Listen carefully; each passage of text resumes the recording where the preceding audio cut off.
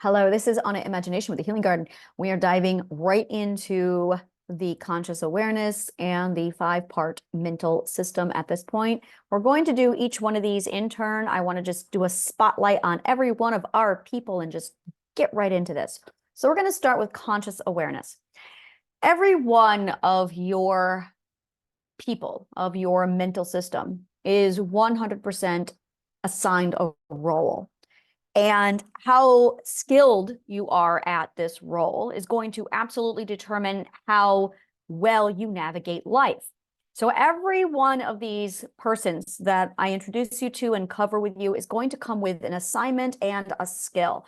Now, your conscious awareness is what I refer to as a life titan. There are 3 life titans. And the reason why I call them life titans is because they are pillars in your subconscious mind. They are solid. Every one of them is vital, but there are 3 parts of your subconscious mind that they are so vital that they run the entire ship. In fact, they are like 3 generals. That's a really great way to put it. You have 3 generals in your brain, 3 generals. Now, you're going to have you as the general, which is your physical being in your body. It's the one that does all the listening and the talking. It's your consciousness. The other general is the one who's making 95% of your life choices. And that would be your logical system. And the other one is the very quiet and the very gentle identity. Now, the problem is identity is quiet and gentle. She is a lady, or she is, or he is a gentleman.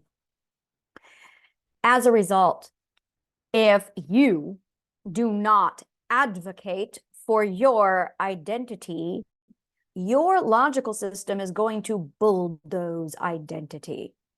So the 3 generals, you, the conscious awareness, identity, and the logical system, which I call the subconscious mind, are so prominent pillars in the mental system that these 3 generals are the one running the show.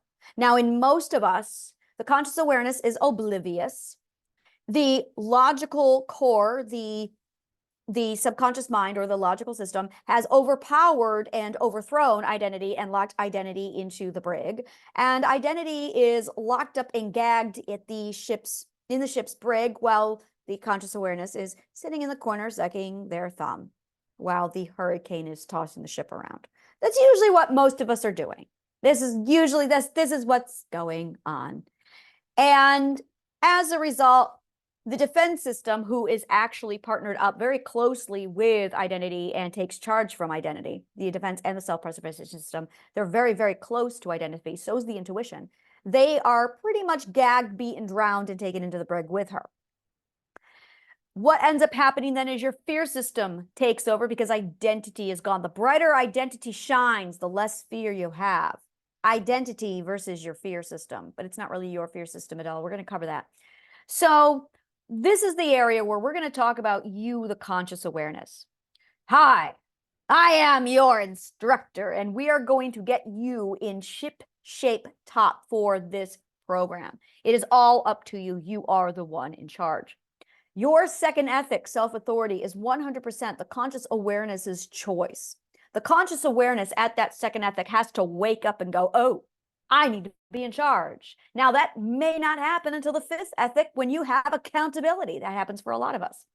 So the 12 ethics are literally the conscious awareness's subconscious mind user manual to show you how to run and operate this entire system. Because if you don't know your job, logical system is going to do it for you.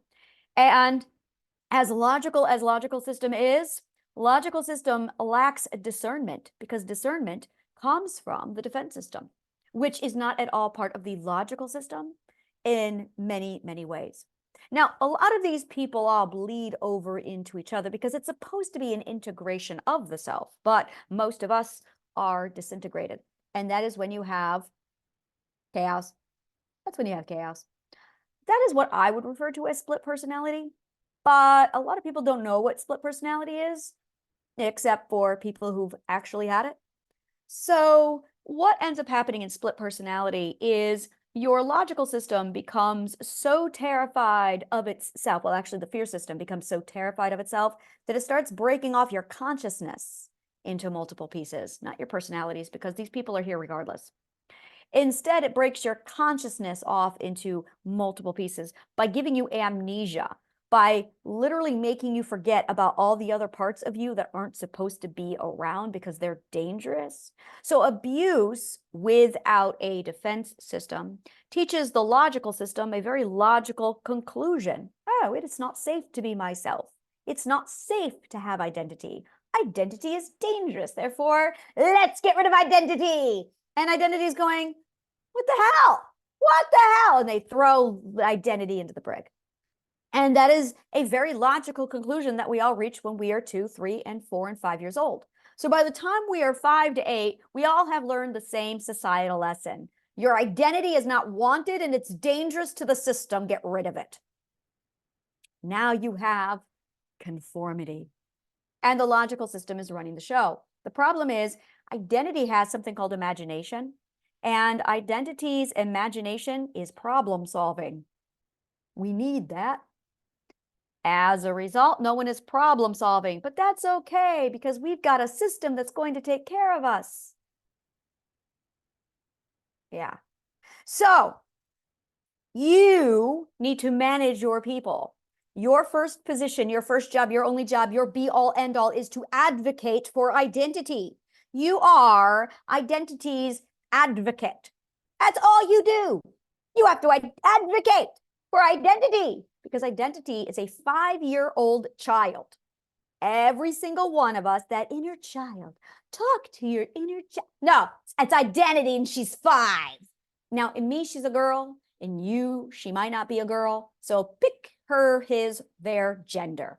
Whatever you need it to be, it is you. In all of your beautifulness, you. Your identity contains your dreams, your hopes, your wants, your heading, your direction, your calling. All of this is identity. It is your imagination. She is everything she's ever wanted in life. She is love itself. She is pure love. That is what identity is. The more identity shines, the brighter everything is and the less fear you have. It is in ratio to fear. So it's identity versus fear. Now, the more identity gets what she wants, the happier she's going to be. Now, this is where a lot of people freak out and they think, oh my God, if identity is free to want whatever she wants, then how will she ever be ethical? Well, the ethics are present, and that's where you come in with the ethics. So we're good because we got the 12 ethics. We can be all debaucherous as much as we want. So long as we follow the 12 ethics, we're good. The 12 ethics allow us to be debaucherous, ethical debauchery. That's what I call it. So now you can be really, really debaucherous, knowing I'm also ethical. It's a really wonderful world when you start to put the ethics into your life because you know what good and bad now is. So you know that, no, that's definitely good and that's definitely bad. And because I now know what good and bad is, I can do this as much as I want until I've had enough. And then I need to make sure that I go the opposite way because it's really part of the learning system to make sure I indulge and then avoid and then integrate. So that's also part of the ethical system is making sure that you, when you are ready, first indulge in debauchery, ethical debauchery, and then you avoid ethical debauchery because, you know, I had enough of the forbidden fruit. I'm good now, thank you. And then you're going to go the other way where it's, oh, look at all that. All right, I'm going to have some purity now. So this is some ethical purity. And then you're going to integrate the two of them. And when you integrate the two of them, you're going to realize there's a time and a place for the ethical debauchery. And you're not going to have to worry about guilt or feeling horrible or sinning or any other stuff because you know what's right and wrong because you've got the 12 ethics. Isn't life wonderful? So now that we've resolved that problem, can we please move on? So identity can want whatever she wants because we got the ethics. So identity wants, there's the ethics. Oh, and these two go hand in hand. They're gonna be great together. So once logic figures this out, logic is gonna be like, oh, all right, that's logical. All right, you guys can go ahead, have fun. All right, I'm just gonna sit back here and be logical. And or logic is gonna take a back seat. So logic is gonna make sure that the computation system of your operating system works logically.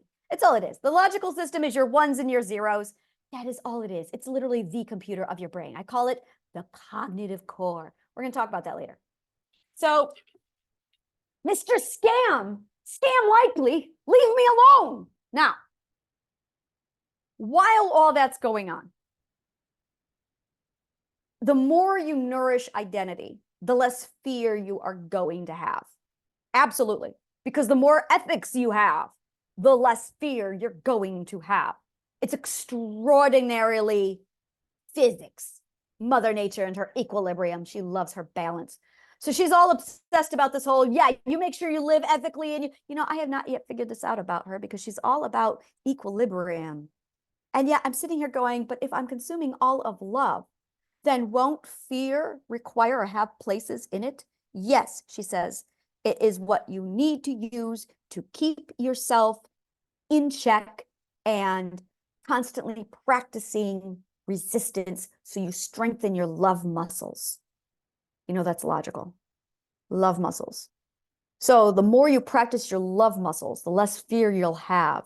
But you can't practice your love muscles. I'm loving this analogy right now. You can't practice your love muscles if there is no fear.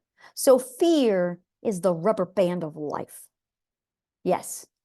And if you're not practicing your love muscles, then fear will practice its love muscles. So you got to practice your love muscles through the 12 ethics because we are rubber bands, because Mother Nature has her equilibrium. So you got to practice your love muscles. So I'm still working out the logic to that because there's something over there that's nagging at me, scratching, going, it's not logical. I know it's not logical and I'm working on it. Something's there and I'm scratching. So in another 2-3 days, I'll have an epiphany. I'll be like, oh my God, you remember when I was scratching the other day, guys? Yeah, that's right. I'm going to say those words. Remember when I was scratching the other day, guys? Yeah, that's right. I got scratching right there. Something not logical. So I got to poke at that now. All right. So you are in charge of advocating for identity. Your only job is to give identity what she wants. There is nothing else. You are her little bitch. Or else that's going to be your little bitch. You got to choose here because everyone is somebody's little bitch. I am Mother Nature's little bitch. That is my little bitch. Because when I don't do what I'm told, she makes my life miserable. So we all have to choose who is going to serve and take control of us. We've got to make that choice. And it's your choice. You can make a choice. I either put Mother Nature in charge in the 12 ethics or fear is going to run your life.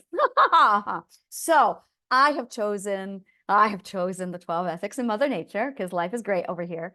And the conscious awareness 100% has to be serving identity. Identity must be elevated onto this platform. And if you do not elevate identity, shit is going to hit the fan. So your job is to advocate for identity and elevate identity. That is all the conscious awareness does. Ethically. Make sure you do it ethically. So your job is to learn the 12 ethics and advocate for identity. You will need great courage on your voyage, which is why the very first ethic is courage. We'll talk about that later.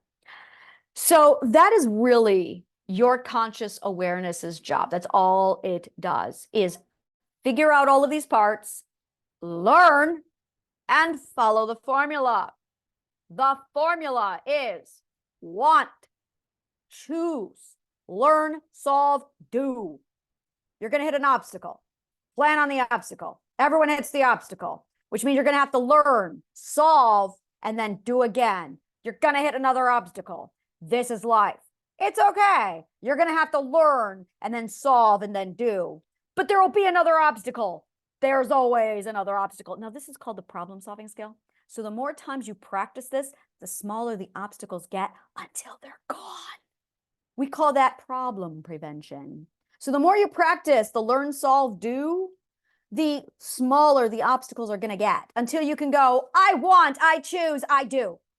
But you can't do, want, choose, do until you learn and solve a lot.